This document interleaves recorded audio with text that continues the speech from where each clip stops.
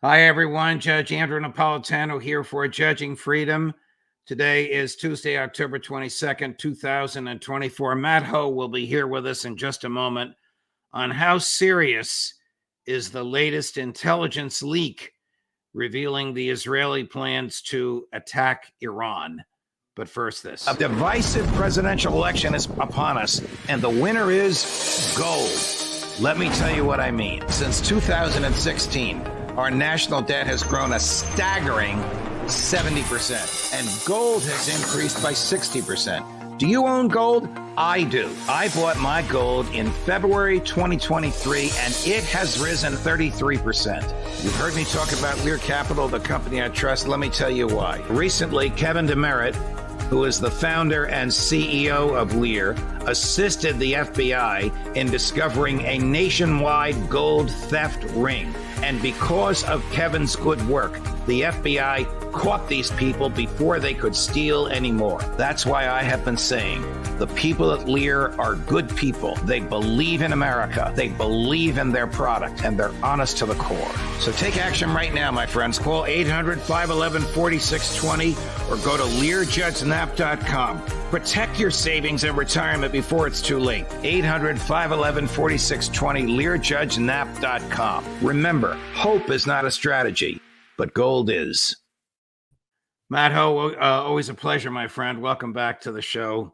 I look forward to these Tuesday afternoons with you. It's great to be able to chat with you and pick your brain. I want to talk to you about the intel leak that we learned about on Friday, which purports to show American intelligence gathered about the Israeli plans to attack Iran. How significant is a leak of a document this secure? It's very significant, Judge. I mean, this should be a big deal. The information contained, I think, is just color to the black and white detail we know already. You know, no big shock that the Israelis are preparing to attack Iran. There are some details in there from reading from people I follow that may have been surprising to experts, such as this Golden Horizons missile. That seems that may not have been known of before, according to some people. But, you know, for the most part, the leak itself was, you know, it confirms what we know. The Israelis are getting ready to attack Iran. We see the way that the American intelligence system works with various agencies performing different tasks to provide an overlapping structure of intelligence. That's the way it's supposed to work, right? With this idea, you're getting input from various agencies using various sources to give you a robust picture of what's occurring. Also, as well, we see, you know, for anyone who has any doubts, yes, we do spy on our friends all the time, and they spy on us. But the significance really is the leak and who leaked it and why was it leaked. And there's various explanations out there, ranging from someone internal, which seems to not be the case, to one of our allies leaked it. One of maybe, a friendly nation may have leaked it, or it may have been a hack, which I think is probably unlikely. But it is significant that a top secret document like this that shows what our satellite intelligence looks like is out there in the world. People in Maryland and Virginia and Washington, D.C. are very unhappy about this. Does this show the U.S. spying on Israel, or does this show what Israel has revealed to the U.S. about what its plans are? When you read the document, you know, particularly the one from NGIA, the National Geospatial Imagery Agency, which are the folks who run the spy satellites. You could see in that document how some things were done out in the open, the loading of certain missiles onto F-15, say, done in the open. But then there's other references to shrouds being used, gates being closed. So the Israelis know that they're being watched. They're being watched just not by the U.S., though. Other nations have satellites. I can imagine that there was a Russian satellite right next to ours taking photos at the same time or video at the same time as ours was. So it was probably a mix of both. We probably caught some stuff they didn't want us to see, but a lot of it was stuff that they're okay with the world knowing about because, again, they understand that they're constantly being surveilled just as we're constantly being surveilled. The Russians are being surveilled, the Chinese, the Iranians, etc.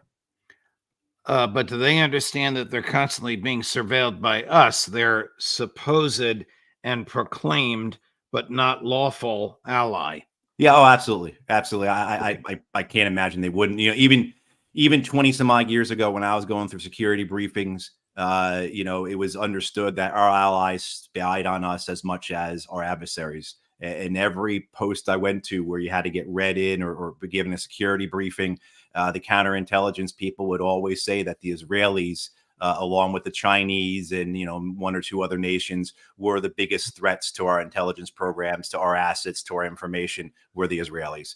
So this spying on one another, the theft of one another, certainly Israel's nuclear weapons program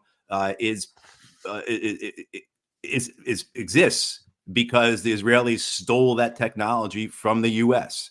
I mean, so it's just not even things such as videoing and photoing each other's air bases. It's also stealing actual real secrets, such as how to build nuclear weapons.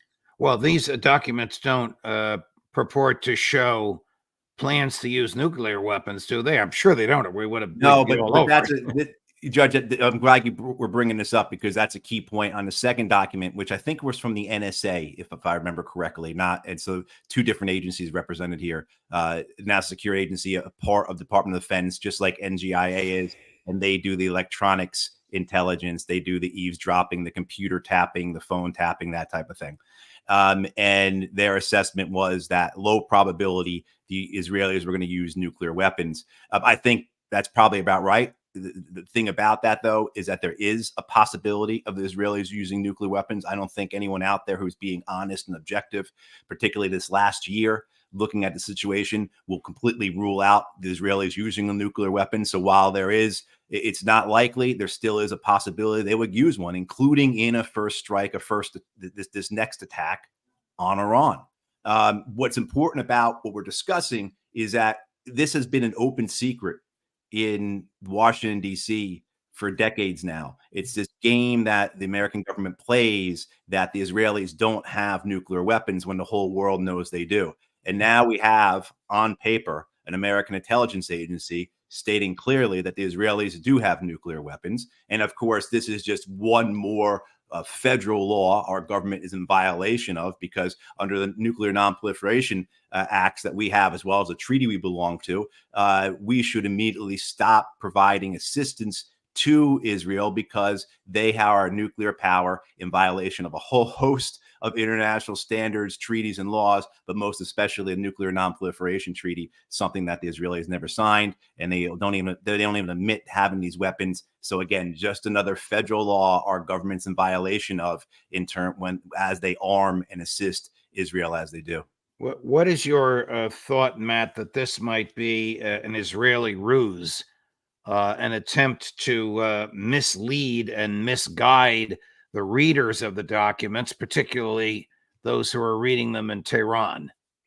It very possibly. I mean, you get into this type of chess game, right, Judge, of trying to do a ruse, right? Do a feint, do some type of misinformation or disinformation to make the enemy think that you're going to do something else. So entirely, it's possible that maybe this was put out there to make the Iranians really think that this attack will come in the form of air-launched ballistic missiles when the Israelis do something else, right? They do use smaller munitions, smaller drones, and decapitation type strike, or it's all of a cyber attack, or it is, whatever our imaginations can come up with.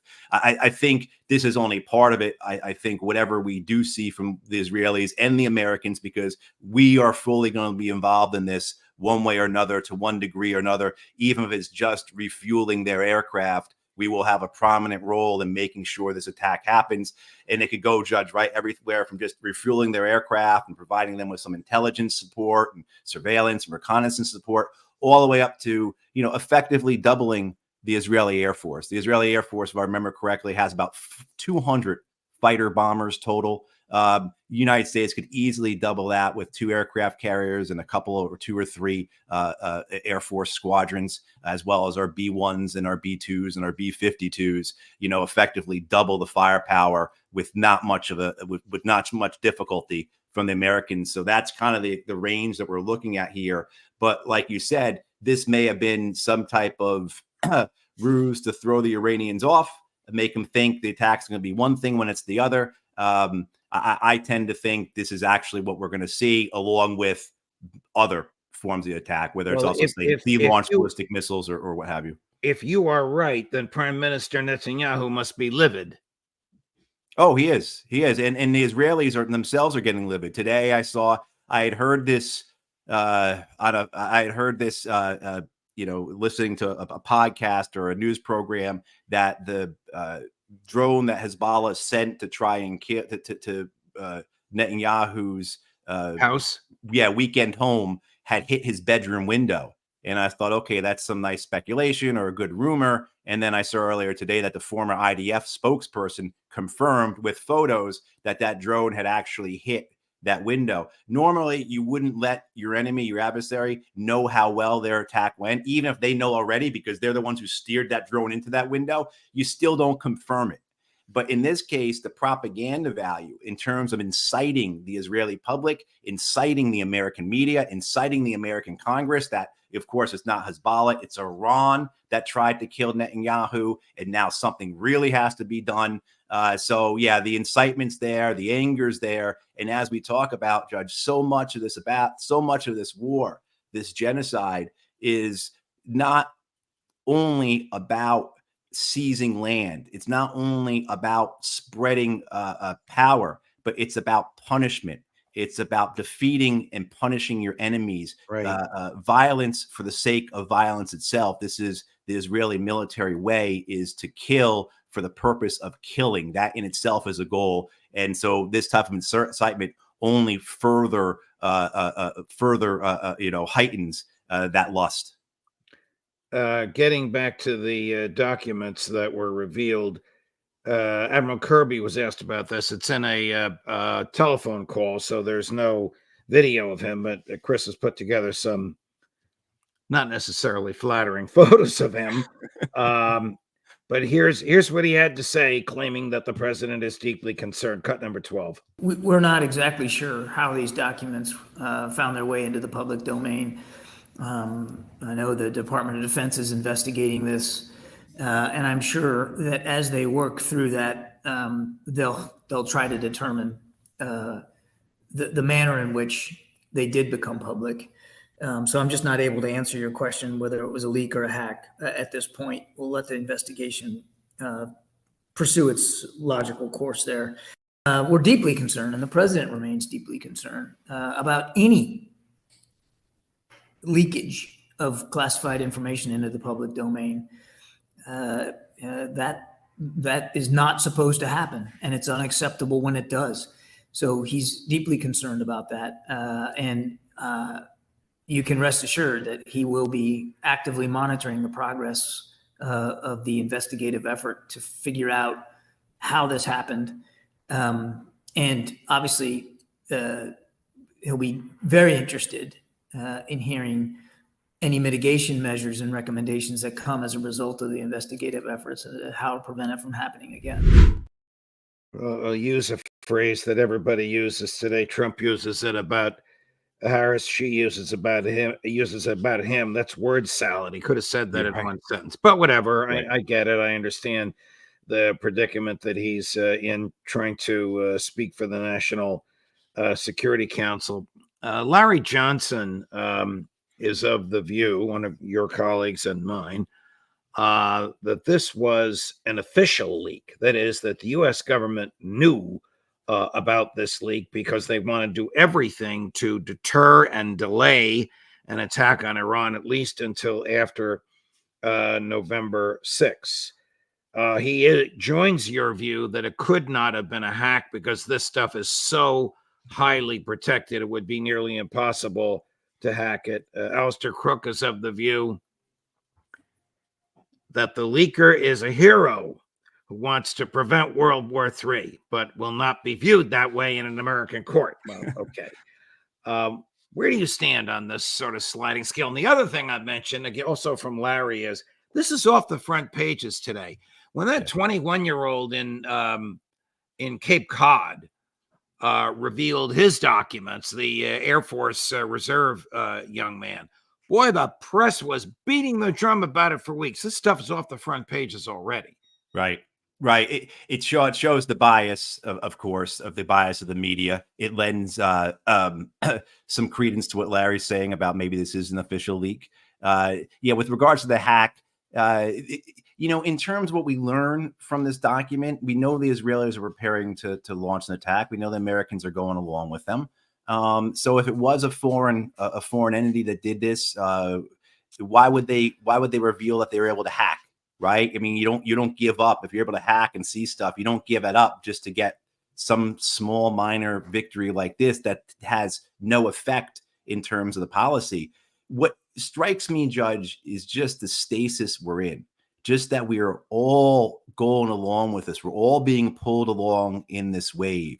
And even just notably, I think my thoughts over the weekend on this was from an Iranian perspective. Why aren't the Iranians counterattacking already? Why aren't they launching a preemptive or preventive attack? That was going to be my next question, Matt. We're thinking alike. Go ahead. Yeah, here's all the evidence they need. Of course, you have statements up and down, and you know the Israelis are going to do it. The Americans say they're going to do it. Everyone knows they're going to do it. So why aren't the Iranians already launching an attack when they see that the Israelis are rehearsing for this attack, rehearsing for a mass execution of force, I think is the terminology they use for this. So, I mean, it is. But to me, this weekend, Judge, the horror of just the place that we're in this world, as this is just occurring, as if we're in a stasis, as if there's nothing anyone can do about it. And we're all just patiently waiting for Israel and the United States to launch this attack on Iran that everyone understands will then involve a further, much larger, destructive Iranian attack on Israel that will lead into a regional war. This is not this is not hyperbole. We're not exaggerating here. This is what most reasonable people believe is going to happen. And yet we just march along with it. It's just we're caught up in this wave, and the horror of that we are just sitting here watching this history begin to happen without being able to do anything.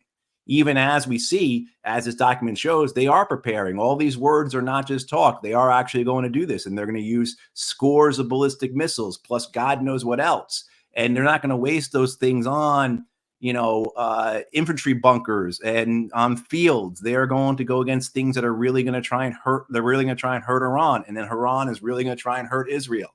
And where does that take us? And so it is. I think it's just this horror that we're in right now that comes alongside all these other horrors. Watching what's occurring in Gaza, this surrender or starvation campaign in northern Gaza, the preparations to annex the West Bank, the murder of thousands in Lebanon by Israeli airstrikes.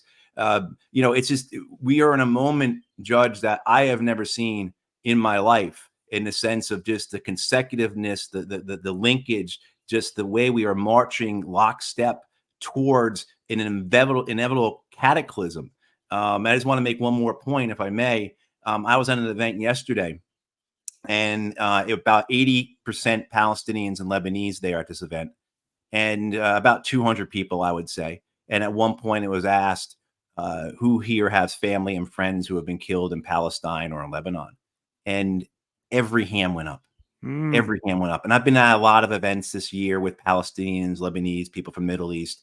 But to have it captured in that framework, to sit there and be able to watch it. And as well, too, at all these events, at all these rallies and marches and vigils, children are always there. There's always kids there. But maybe because they're swarming around, you can't really lock in on them. You can't see them. But at the table I'm sitting at, I'm sitting next to a Palestinian couple.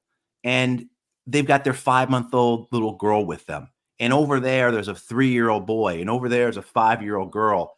And maybe just having that moment, this other horror of this is what these children look like. The children that are being torn apart by American bombs, they look like this little 5-month-old girl. They look like that Right. 3-year-old boy. And Right. so I think for a lot of us, we are being worn down by the horror that's consuming all of us. And that allows for these things to continue going further because we are being worn down. And, sorry to get like a bit metaphysical here, but, No, no, no, no, no, no, like no. this is what Don't we're be up against. The psychological and the propaganda in all of this is unlike anything I think the human race has ever experienced.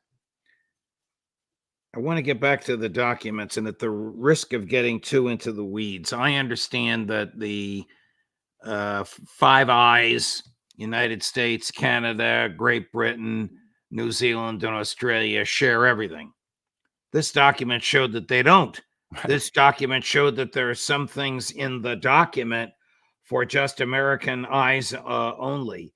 Is this a surprise to MI6 and company? Are they insulted by it, or does everybody do this? No, everyone does this. Everyone does this, and just because we have a Five Eyes category that we share intelligence with these 4 other nations, English-speaking nations of the UK, Canada, Australia, New Zealand. Just because we share stuff with them that we don't share with others doesn't mean that we share everything with them. And so there are things that do not go outside of American eyes, just as there are things that don't go outside Canadian eyes and New Zealand eyes. And, so the Five Eyes program is something that is unique and special. And if you're ever in contact with particularly, say, the Australians and New Zealanders, they will tell you, the Australians and the Kiwi, they will tell you how important it is for them, how they really feel like they belong because they're part of the Five Eyes program, right? It's really pretty gross. But all right, back to where you were earlier about killing. Since we were together last, Sinwar was assassinated. What is the significance of that? Is it just an ability of Prime Minister Netanyahu to boast, or is it debilitating to Hamas? Oh, as my friend said today, it's pivotal, historical. I would call it. It's myth making. In the sense of providing a foundation, a legend, a hero for the Palestinian people. Why the Israelis released that video of him staring down that drone with only one arm and then throwing that piece of wood at it and making the drone flinch and run away. Why the Israelis released that, I don't know, because you just have established a man of history, not just for the Palestinians, but for the entire world. We will see T-shirts with exactly as we're seeing with that image of Yawar Sinwar sitting in that chair with, missing half an arm, staring down that drone, defiant until the last, representing the resistance of his people, representing the liberation of his people. We will see that on T-shirts, on stickers, on posters for decades to come. He is just not going to symbolize Palestinian resistance to Israeli occupation. He is going to symbolize the developing world, the non-West, those outside the American empire, their resistance to occupation, to oppression, to humiliation. I think it's also interesting as we are talking, the BRICS conference is occurring in Russia right now with 30 countries present, 22 heads of state present. This is a very, very serious and important event. And so I think you have this imagery of resistance, this hero to the people around the world now, not just the Palestinian people, not just Middle Eastern people, but people around the world, of defiance to the American empire. At the same time, you have this major important conference where they're actually setting up the mechanisms to formally defy, formally go against and defeat the American empire. So you have these two things married up, and I think that's really that coincidence is really quite striking to me. A great conversation, Matt. Thank you very much. Thanks for even and especially your philosophical derivation of the significance of this. It sounds as though it is your view that the Israelis did far more harm to themselves than to the Palestinians by assassinating Sinwar and showing that video of the last moments of his life. Well, they certainly it depends on who the audience was, right? The audience was internal, and they got their celebrations. They have their the political gain. This weekend, Judge, I was corrected, and I want to thank the person who corrected me on this, because I have been under the impression that there is a moderate aspect to the Israeli political machine, those who have the ability to gain power in Israel, who would have what we could call, if we could completely bastardize the word, moderate position on the Palestinians, where they would essentially want to roll the clock back to October 6th. Don't tell me there's none. There's that's my understanding, as I've been informed, that is not possible. That the range of options now for those who can take power in Israel, not including the present governing coalition, of which half of the cabinet is in favor of settling Gaza, and the other half is just haven't found the voice yet to say they want to do that. But even among the Yair Lapids, the Benny Gantzes, the best you're going to see is going to be a military occupation. So that seems to be the range of options going forward for the Israelis and for the Palestinians, God help them, is either military occupation through full ethnic cleansing and settlement. And of course, we saw this past weekend, the conference by the Likud party on settling Gaza, the commentary coming out of that from very serious and important people, that it will be a full settlement, not just parts of Gaza. And that seems to be the pathway that they are on. And exterminating people like Yahya Sinwar to the Israelis is important, because it shows progress, even if all it actually does is increase the resistance. But again, we get back to this point that the Israelis think as long as they have the Americans with them, they can do anything.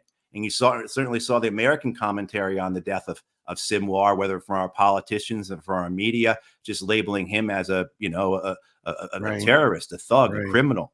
A bloodthirsty a maniac who got what he deserved. And so the Americans who are important to this Israeli project are in, as they say, they're ironclad in their support for Israel. And as long as Israel has that, they feel they can do whatever they want. Thank you, Matt. My pleasure. All the best. We'll see you again next week. All right. Thanks, Judge. Of course. Coming up at 3:00 this afternoon Eastern on many of these topics, and a little bit of a twist, we're going to talk to Karen Kwiatkowski about, do elections matter? Does it matter who's in the White House? Or is the government really run by people who are always there? 3:00 today, Karen Kwiatkowski, Judge Napolitano for Judging Freedom.